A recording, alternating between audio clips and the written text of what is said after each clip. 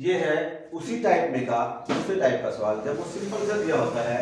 देखिए sign A cos C, cos A sign सी, हमें दिया गया है वैल्यू tan ए बराबर 1/√3। तो हमारे कोण ए की तरफ से tan की वैल्यू दी गई है, तो हम इस बोर्ड के 2 टुकड़े कर लेते हैं, हमें थोड़ा सा ज्यादा देने की जरूरत पड़ेगी।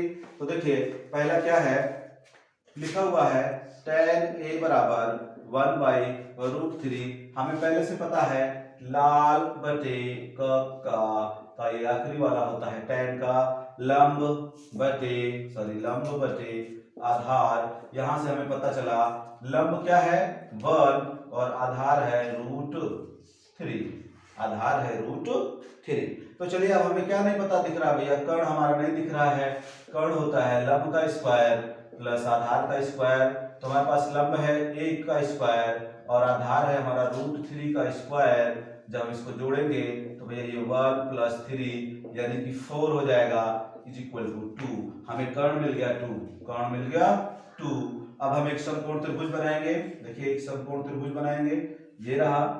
हमें कोण ए को यहाँ पर दिखा दिया हमने, कोण ए यहाँ दिखाया और सी यहाँ पर और बी, ये रहा हमारा समकोण।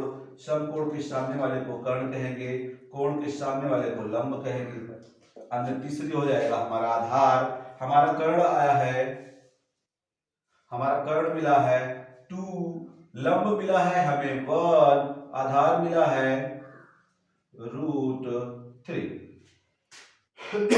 चलिए देखते हैं। देखिए यहाँ पर ए के कितने वैल्यूज दिख रहे हैं आपको, साइन ए दिख रहा है और कॉस ए। तो हम सबसे पहले कोण ए की तरफ से खोजेंगे साइन ए और कॉस ए। तो देखिए साइन ए लाल बटे का में पहला वाला साइन का होता है लंब बटे कर्ण।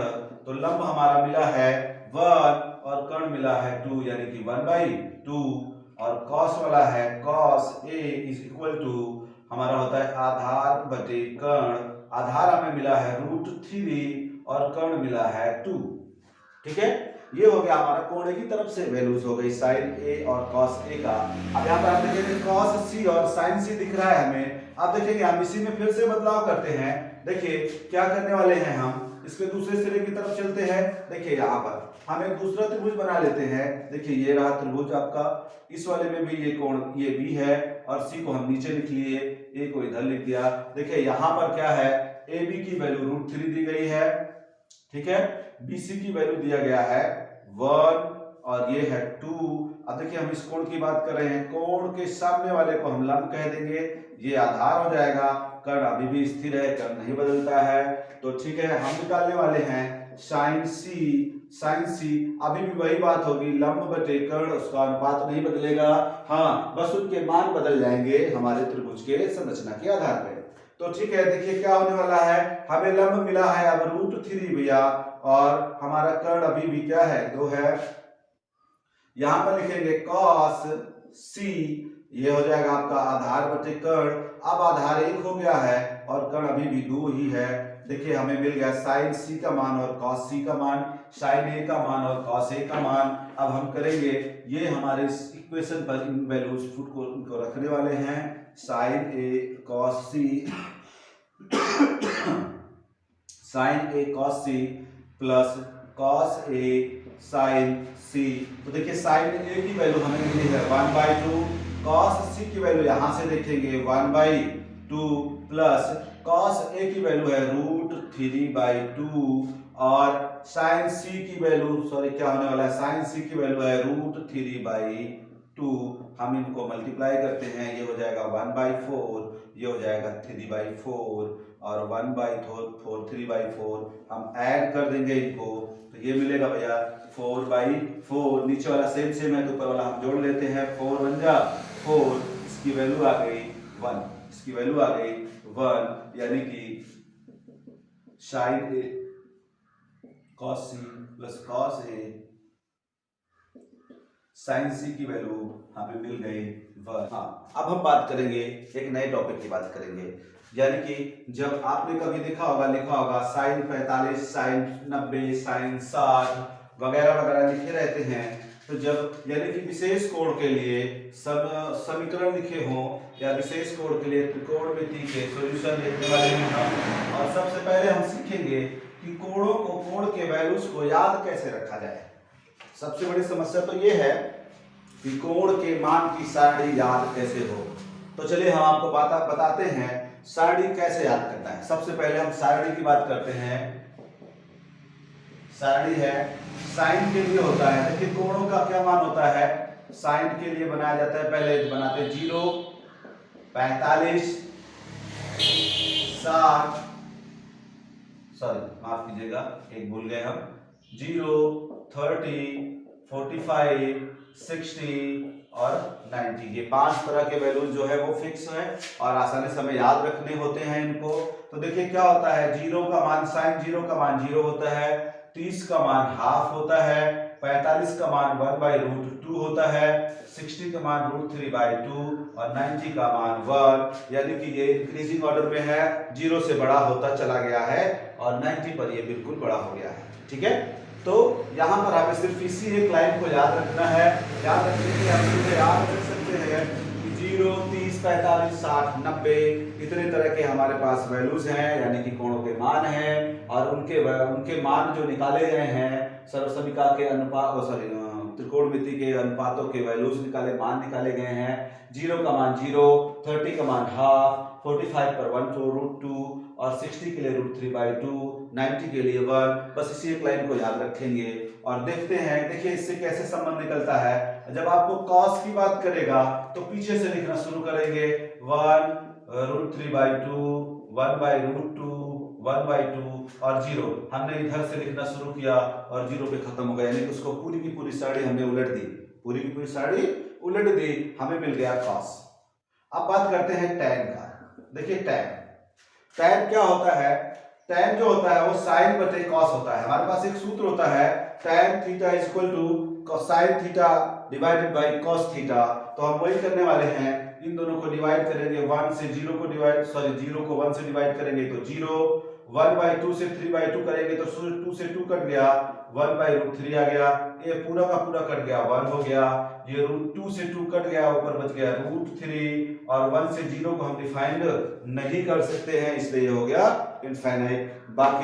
बाकी की सारणी आपको याद रखने की जरूरत नहीं है। आपके पास कुछ सूत्र होते हैं, कुछ जानकारियां होती हैं, वो हम थोड़ा सा जिक्र कर लेते हैं। देखिए क्या होता है, साइन का उल्टा।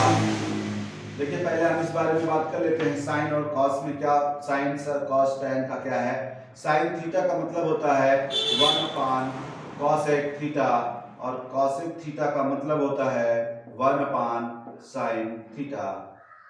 cos थीटा का होता है 1/sec थीटा, sec थीटा का 1/cos थीटा, यानी कि sec थीटा और cos थीटा दोनों अपोजिट होते हैं। tan थीटा का होता है 1/cot थीटा और cot थीटा का होता है 1/tan थीटा। यहाँ पर देखिए tan थीटा का एक मान और होता है sin थीटा बटे cos थीटा और वहीं पर ये उल्टा हो जाएगा cos थीटा बटे sin थीटा। ये कुछ सूत्र है जिनकी मदद से हम इनके आगे के वैल्यूज को पता कर सकते हैं। ठीक है, यानी कि साइन का उल्टा कॉस हो जाएगा, यानी कि इन सभी को हम उलट देंगे तो हमारा, सॉरी साइन का उल्टा कॉसेक हो जाएगा, तो ये कॉसेक के लिए बन जाएगा। कॉसेक के लिए क्या हो जाएगा, इन्हीं को उलटते चलते हैं, 0 का 0 ही रहेगा, ये 2 हो जाएगा, ये √2 हो जाएगा, ये उल्टेगा तो 2/√3 हो जाएगा, एक उल्टेगा तो एक ही रहेगा। फिर कॉस का उल्टा सेक होता है, सेक के लिए क्या होगा, इस उलटते चलते हैं, ये 1 हो जाएगा, ये 2/√3 हो जाएगा और ये क्या हो जाएगा, ये भी √2 ही रहेगा और ये बन जाएगा 2 और ये बन जाएगा 0। ठीक है, फिर बात करते हैं cot थीटा की। इस tan वाले को उल्टा कर देते हैं भैया, ये 0 हो गया, ये हो गया आपका 0, सॉरी माफ कीजिएगा 0 नहीं होगा क्योंकि ये 0/1 है, तो ये 1/0 फाइनाइट हो जाएगा और ये क्या हो जाएगा, √3 हो जाएगा, ये 1 ही रहेगा, ये 1/√3 बच जाएगा और अब ये 0 हो जाएगा क्योंकि इनफाइनाइट जो है वो होता है 1/0, उलट देंगे तो 0/1 जो कि एक वैल्यू पर रखेगा। ठीक है, ये हो गए आपके सारणी। अब सारणी पे आने वाले सवालों को कुछ इस तरीके से हल किया जाता है। देखिए कुछ इस तरह का सवाल होता है, इसको मिटा देते हैं, नोट कर लीजिए।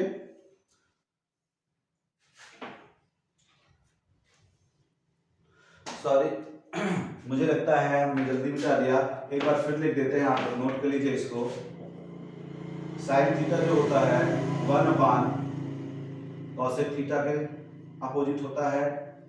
कॉसेक थीटा जो है 1/, साइन थीटा के होता है। कॉस थीटा 1/, सेक थीटा के बराबर होता है। सेक थीटा 1/, कॉस थीटा के। टैन थीटा 1/, कॉट थीटा के। कॉट थीटा 1/, टैन थीटा के। और इनकी दो वैल्यूज होती हैं, साइन थीटा बटे कॉस थीटा, और इसका हो जाएगा कॉस थीटा बटे साइन थीटा। आप स्क्रीनशॉट ले लीजिए।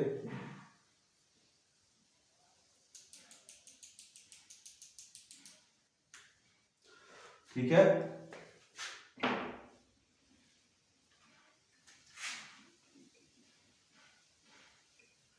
चलिए देखते हैं साइड पे सवाल किस तरह से आता है।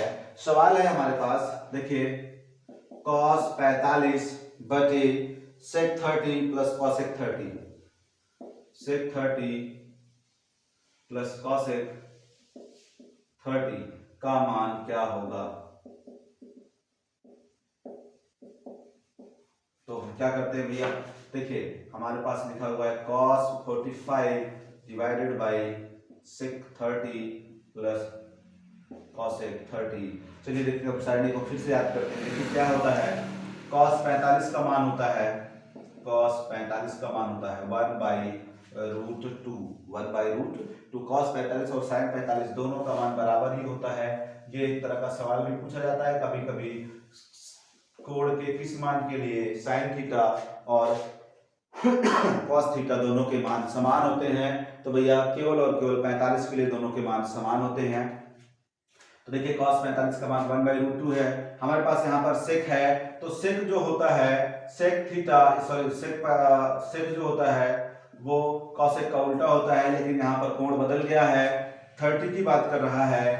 तो देखिए cos ये हो गया आपका सेक 30, सेक 30 का मान हो जाएगा। अब देखिए सेक 30 के मान के लिए हम देखेंगे उधर से उल्टा चलेंगे, सेक 30 होता है √3/2, तो ये हो जाएगा 2/√3। cos 30 का मान होता है √3/2, तो ये हो जाएगा आपका 2/√3। अब ये cosec की बात करेंगे, cosec 30, sin 30 का मान होता है 1/2, तो cosec उसका उल्टा होता है, इसका हो जाएगा 2/1 या फिर 2।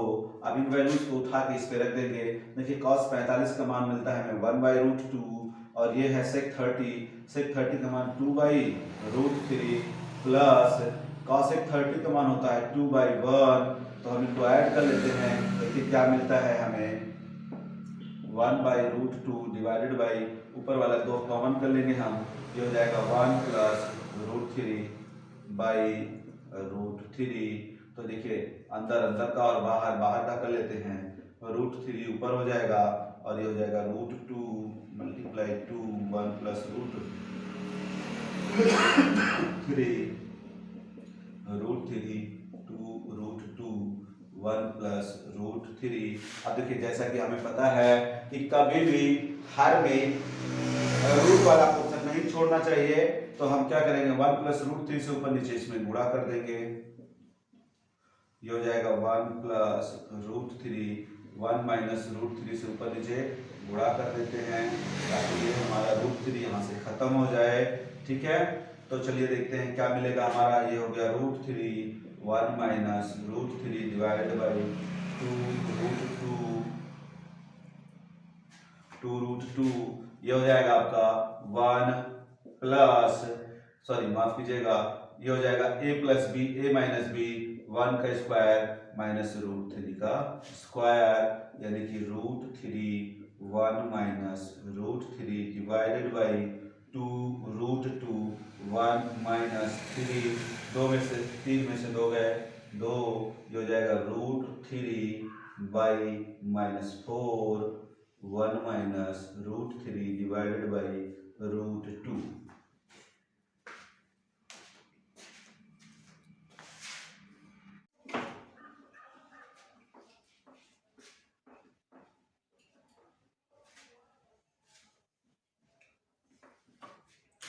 एक टाइप ये है, देखिए लिखा रहता है tan a plus B is equal to √3।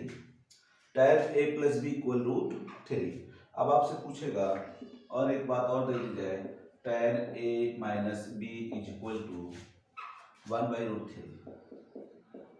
फिर आपसे पूछे, कह दे a और b का मान बताइए, a और b का मान ज्ञात करो। तो देखिए भैया, आपको दिया गया है tan a प्लस बी बराबर √3, tan a plus B is equal to √3, और दिया गया है भैया tan a minus B is equal to 1/√3। अब देखिए आप क्या करेंगे इसमें, tan a प्लस बी, यहां पर देखिए √3, हम आपसे कहें √3 tan के किस मान के लिए, किस कोण के लिए होता है √3, tan के किस कोण के लिए √3 होता है। तो ध्यान दीजिएगा, tan के 60 मान के लिए √3 मान होता है, ये रहा tan a प्लस 2। अब देखिए दोनों तरफ tan है तो हम tan से tan काट देंगे, हमें मिल गया a plus B is equal to 60। और यहाँ पर देखते हैं, ये हो जाएगा आपका tan a माइनस बी, लिखा हुआ है √3 tan के 30 के लिए होता है, ये tan से tan काट दिया हमने, a minus B is equal to 30। हमारे पास इक्वेशन 2 हो गए, इक्वेशन फर्स्ट और इक्वेशन सेकेंड। यहाँ पर लिखेंगे समीकरण 1 और 2 से a plus B is equal to 60, a minus B is equal to 30। यहाँ पर हम विलोपन के माध्यम से देखिए ये काट दिया, a और a ऐड हो गया तो 2a इज इक्वल टू 6 और 30 का ऐड, 60 और 30 का ऐड 90, तो a इज इक्वल टू 90/2 यानी कि 45। हमारा a की वैल्यू, a का मान समीकरण 1 और समीकरण 2, समीकरण 1 में